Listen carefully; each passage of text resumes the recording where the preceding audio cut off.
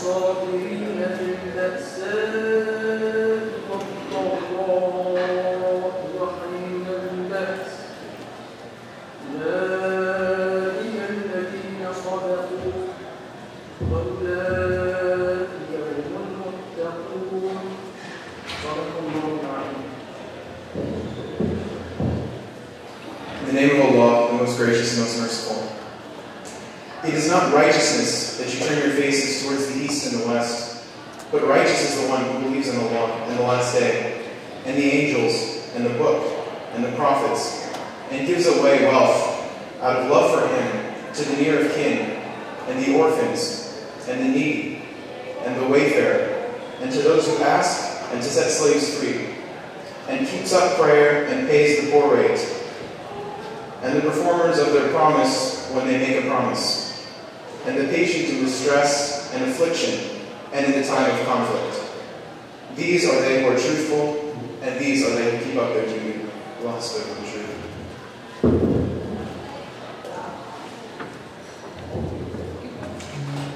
Alright, thank you, Atif and Ridwan. So now I'm about to go through some quick facts about the food bank, which all proceeds are going to go to the food bank. So 1 in 8 people in the Missouri and Illinois area are in need of food assistance. And each week, an estimated 57,100 people rely upon the St. Louis area food bank. The St. Louis area food bank distributed more than 25 million pounds of food in the past year. With each dollar donated to the food bank provides 4 meals to the hungry people. The St. Louis area food bank is a proud member of both the United Way and Feeding America, which is a network of over 200 food banks. So basically what you guys are doing is for every dollar that goes to the poor people, to go to the food bank, we feed 4 homeless people. So now we're going to bring the guest speaker up. His name is Ustad Abdul-Rahman Murphy.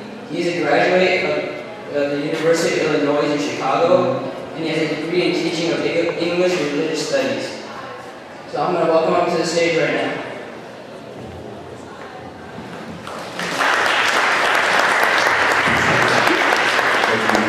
I like the delayed applause. Everyone needs more calories. They're behind you, so I'll get those quickly. Just want to give a quick round of applause to the Chicago Bears yesterday, my hometown team being the St. Louis Rams. Thank you. We actually didn't beat them. The Rams just lost really badly. The Bears did not win that game at all. We asked God to give them strength.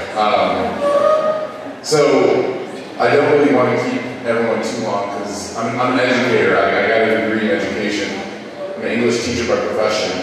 I double major with theology and I work as a youth minister, so I never saw this coming, neither did my wife. So, but I know that the average attention span of a human being is about 15 minutes. So we've already almost got you halfway there. So what I wanted to do is I wanted to ask just a couple quick questions before we talk about fasting and the purpose of fasting.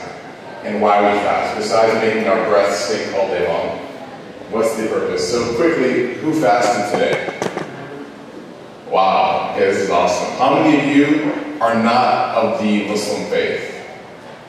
Wow, round of applause everyone, please. That's awesome.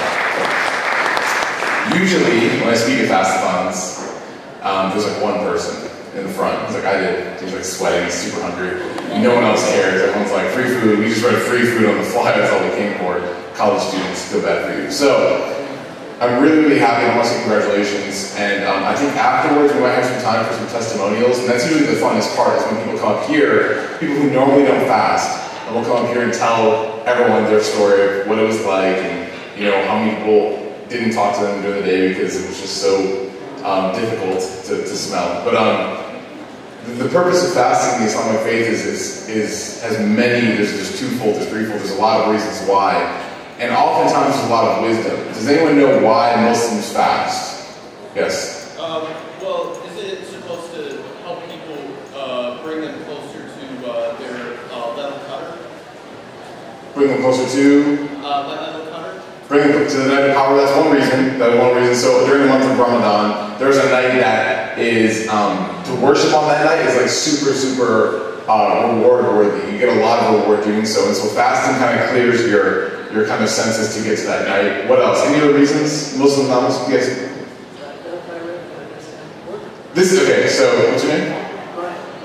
22, this is the number one reason that is given. So everyone's like, why do you fast? Why do you stay hungry from dawn till sunset? Why do you do that? And the reason that most people get, as Ryan said, is so that we can identify, as Muslims, we can identify with the poor, or those, not necessarily who are poor, because there are a lot of poor in America who have food, but if you look internationally, the standards are way different. But those who don't have food, the hungry. So we can identify with those who aren't able to eat.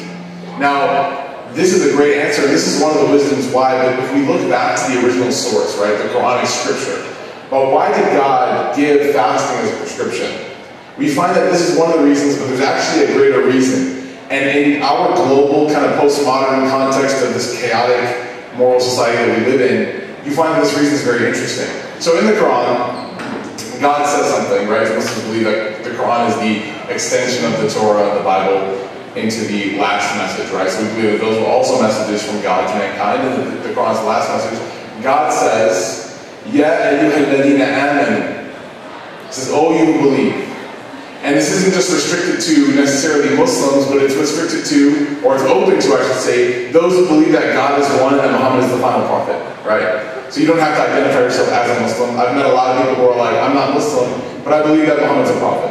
Okay, so this message is for everyone who believes as such, or who takes him as a wise person, or whatever, however you want to identify him. So God says, Ya ayyuhalladhina amanu, all you who believe, kutiba. Kutiba, for those of you who know Arabic, what does it mean? I'm doing it in front of you.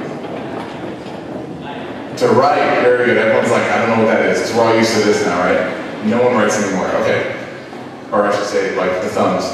Kutiba in the Arabic language means to write. Actually, ketaba means to write. Kutiba is the passive form. When you take a verb that's active and you make it passive, English teacher mode, what happens to that word? To write, that's the active, passive is? It is written, very good, $40,000 a year tuition at students, very good, okay. It is written, right? It was written. Kutiba alaykum, on all of you it was written, as-siyam, fasting. And in the Arabic language, when something is written, another translation for that word is a prescription. Who do you normally get a prescription from? Who? Pharmacist or a doctor, right? Normally it's a doctor, and the doctor goes to you take it to the pharmacist and get a prescription. So the doctor will give you a prescription. Why do you get a prescription in the first place? Why? Because you're addicted to painkillers and you need more? Yes, everyone's like, yes, right? Because you need Adderall so you can study? No, why? Because you're sick. Huh? Because you're ill. Because you're ill. So a doctor will give someone a prescription because that person is ill and needs a cure. So when God in the Quran is saying that fasting was written as a prescription, then the implied, or the implication of this statement is that there is a disease that this prescription is being written for. Right? And then you ask yourself the question, what disease is God talking about? I don't have a disease, I'm perfectly healthy. Does that mean that I have to fast? Well, if we keep going, we'll find out why. When you get a prescription from a doctor, what question do you normally ask? It has to do with like FDA testing and those people who took it before. You ask the question that I say, are there any side effects? Has this passed the testing? Have you given this to test subjects and seen that they come out okay with it? So God continues in the next verse and says, كُتِبَ عَلَى الَّذِينَ مِنْ قَبْلِكُمْ, just like كَمَا كُتِبَ عَلَى الَّذِينَ مِنْ قَبْلِكُمْ, like it was written for those who came before you. So this prescription that I'm giving you, God is saying, it was given to those people before you too. To generations of humanity before you, they were also prescribed by God to fast. If you find in the Abrahamic tradition, you find that fasting is part and parcel of the tradition. In different ways. Lent is considered a sort of fasting, right? Although some people kind of skim through Lent. I'm going to stay away from yellow M&Ms, so it's like, okay. You know, it's not that difficult, right? But some people take it really seriously. They're like, I'm not going to do this, or this vice that I have, I'm going to stay away from it. Some people are like, I'm going to stop watching, like primetime television. It's like, okay, seriously, fasting. But you find in all traditions there is an aspect of fasting in all Abrahamic faiths. So God is saying, it's written for you, just like it was for before you, لَعَلَّكُمْ تَتَّقُونَ, so that you may achieve something called taqwa. Taqwa is often translated, who can give me a translation? Anyone know what the translation of taqwa is? God consciousness. That's actually the perfect translation. Often translated as fear of God, but that's not necessarily the case. Taqwa is God consciousness. It's purely to be aware that you're part of a bigger picture. That things that you do affect other people. And that one day, as Muslims believe, everything that you do It's like your Facebook timeline, right? Like, God will be able to see your Facebook timeline, except it'll be called your life timeline.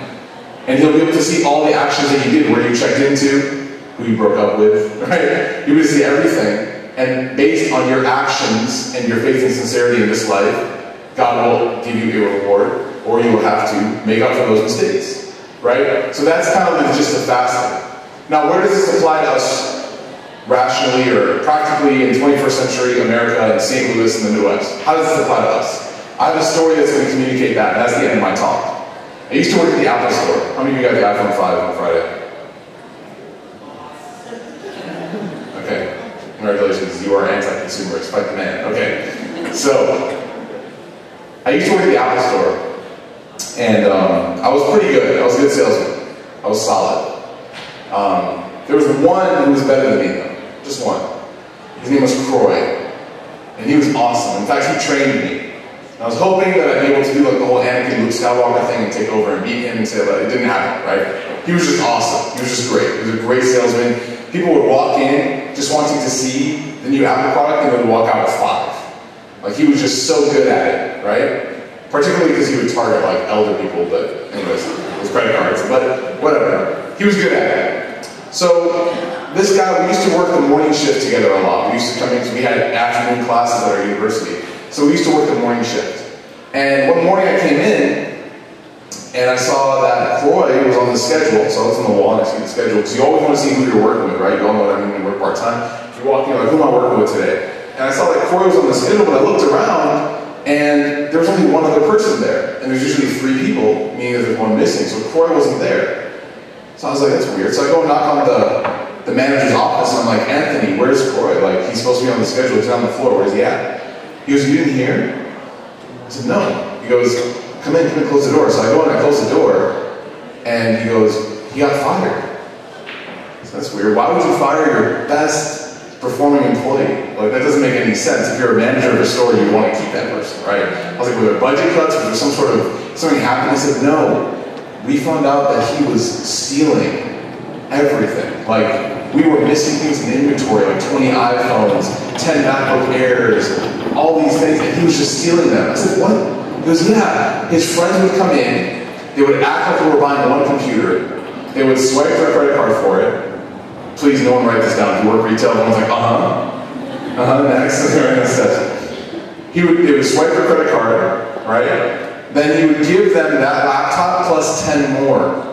And we used to have these things called walkouts, where you would, for customer service, you would walk the computer out to the customer's car for them. So he would just walk out all these big bags, and it looked like people were buying tons of stuff, but in reality, they only bought one, and he was throwing in like 8 extra laptops. Then the person would come in the next day and return that laptop they bought, and thus walk away with like a net of 7 laptops, right? And so they found out, I don't know how he kept getting away with it for like weeks and weeks and weeks. They found out and they had to fire him. The sad thing is that this guy, Croy, was actually a really good guy. Like, he never ever would make fun of anyone. He was really nice. Whenever we had a new employee who got hired, he'd be the first person to put him under his arm and say, let me show you the tricks of the trade. Not like the stealing stuff, but like, he just actually wanted to show him, like, this is where you get lunch. He wanted to really be kind of like his mentor. In fact, in the store, they called him a mentor because he was such a great employee. But he lacked something. He lacked an awareness of himself and of a higher power. Now, whether or not you believe in God, that's your personal choice, and no one should judge you for that. No one should make you feel like a heathen or like you're going to hell. In Islam, we don't believe in this. We believe that everyone has their own personal path and personal choice, and that it's their relationship between them and God, or a non-God if they don't believe in God, is their own. But what we do believe is that every human being on this earth should have an element of taqwa. Why? Because you see now more than ever that we all affect one another. We all affect one another, whether or not we realize it. The way that we live will affect future generations. The amount that we pollute will affect our future generations, our kids and their kids. The way that we vote, the way that we act, the institutions that we build, the things that we neglect, or the things that we take care of, will affect the people around us. And so God prescribed fasting as a means to remind us. Let me ask you something. For those of you who are fasting today, can I get another raise of hands who was fasting today again? Was it easy or was it tough? Were you being watched? Did I say like assign a camera to you to watch you the whole day? So at any point, yes or no, you could have broken your fast and just eaten something, right? You could have gone to the bathroom and like scarfed down a bagel, right? And no one would have seen you. You could be like, oh my God, I'm so hungry, right? And like have bagel bits in your teeth, right? You could have, but you didn't. Why didn't you? Because you made a promise and you were keeping to your word. This is the essence of taqwa. And this is what God is trying to tell us in humanity, is that if everyone just had a little bit of taqwa, of awareness, then the earth would be a lot better place for us all to live. That humanity would enjoy each other much more. I mean, think about it, when you hear about these millionaire or billionaire like cats on Wall Street, and how much money they're skimming off the top for their own personal, pleasures, and the people below their buildings who are homeless, don't you agree that everyone in the world needs a little bit more taqwa? That just a little bit of awareness about how we affect each other in humanity would solve people's problems, as opposed to being very selfish. So this is the goal, and this is the essence, and I think a lot of you who fasted today, you felt what it means to have taqwa, and that you wanted to keep your promise. And that's the essence of the Islamic faith, is to keep your promise, not to yourself necessarily, but also to God, and to live your life accordingly. So with that, I wanted to say congratulations. Thank you for fasting today, and I hope you guys enjoyed it. And I think afterwards we're going to have some testimonials. If you guys want to come and tell some funny stories, that's always cool. It's always a good time. And then afterwards we're going to have some food. So again, thank you very much. I hope you guys enjoy it, and go Bears. All right? Go Bears. Assalamu alaikum.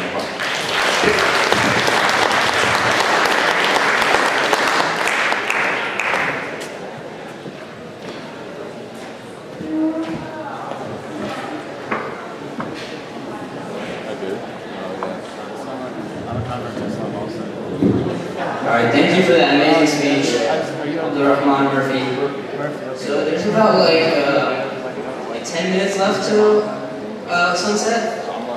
So for that time, we're just gonna have testimonials like what Rehman Murphy was talking about. So if anyone would like to come up and say how the day went or how it felt. Anyone? Just come up and say like how the day was. How hungry were you?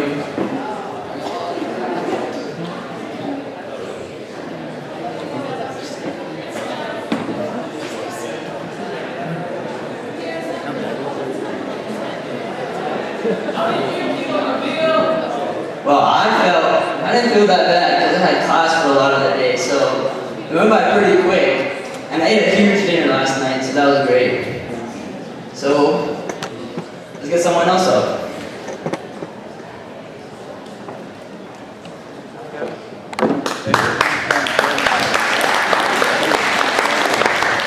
How you guys doing tonight? Pretty good? Hungry? Yeah? No? Blank faces? So what do you guys think about the food? What food we have? Do you guys know about the vine? Excited about Lebanese food? No? Alright, we actually have a testimonial here for real. So come on.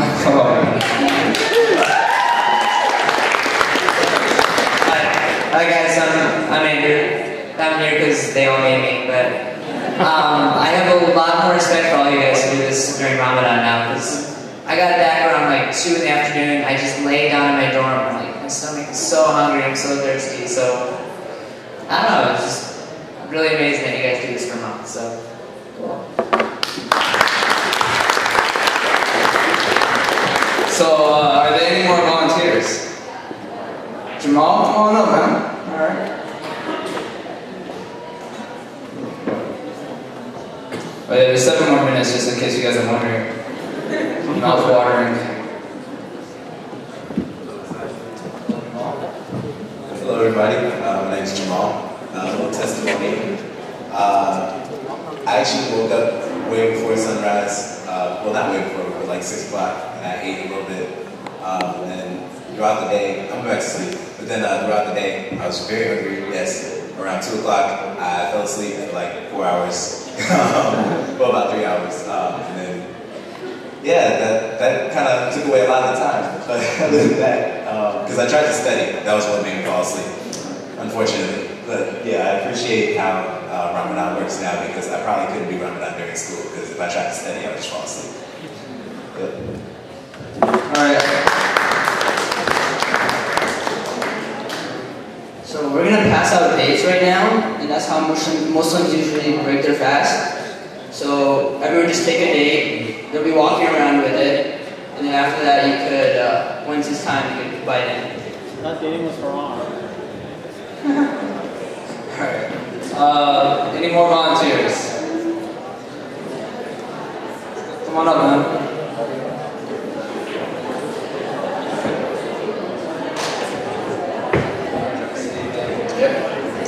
Hey guys, my name is Taka. So I thought the fast would be pretty easy for me because I was in Jordan in Palestine for most of the summer, and I was there during Ramadan, and it was a really special time. So I was like, oh yeah, no big deal, you know.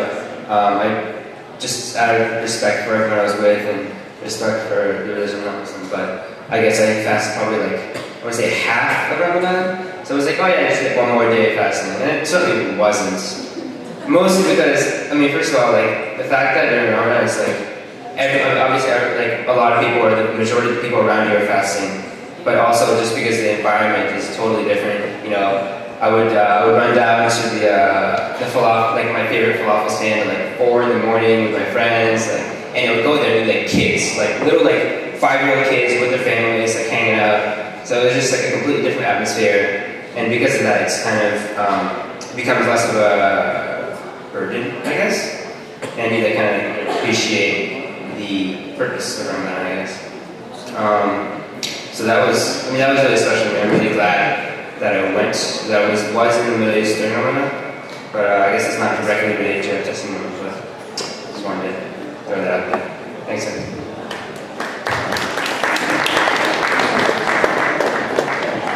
Thank you very much, Taka. So, usually before breaking fast, Muslims usually like contemplate and reflect on the day and think about how it went. And then they also ask God for anything that they really want. So you could ask for better grades, a car, a wife, family, whatever you really want. So you can take this time and, unless someone has more testimonials, you can just think and contemplate how the day went. We only have 3 more minutes left. And this is the time where you can think about how the day was and how those people feel who don't have a huge meal waiting at the end.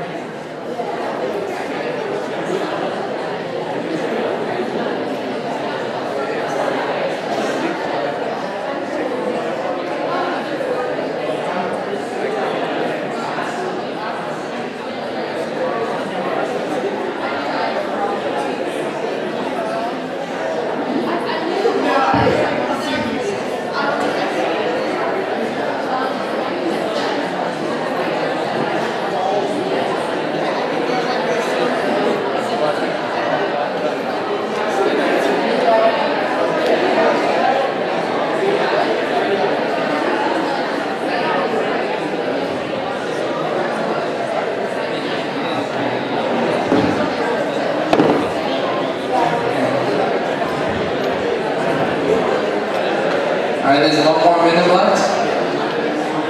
Almost there to the delicious food.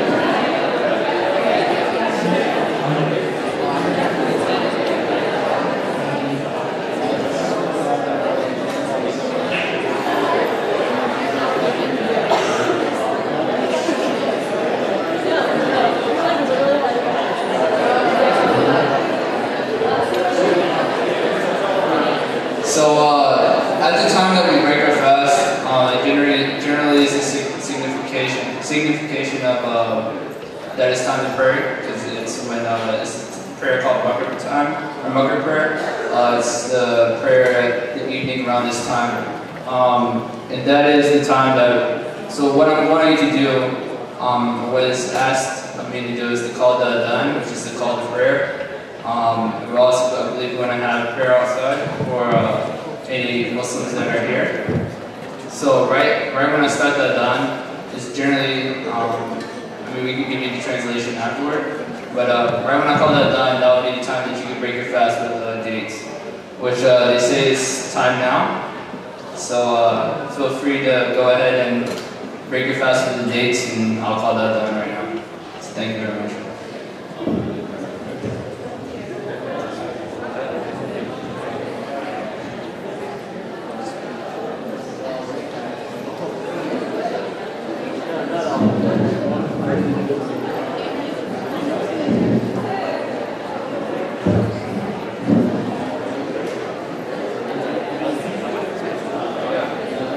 Also, after you break your fast, please go ahead and line up on this side of the aisle. Or start over there. Or start on this side of the aisle. Please do this.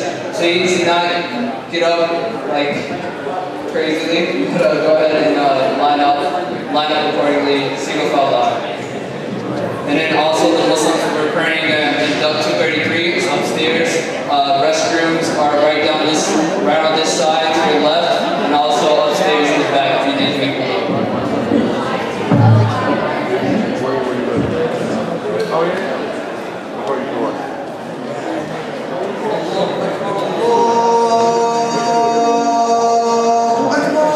Nice. How you like it?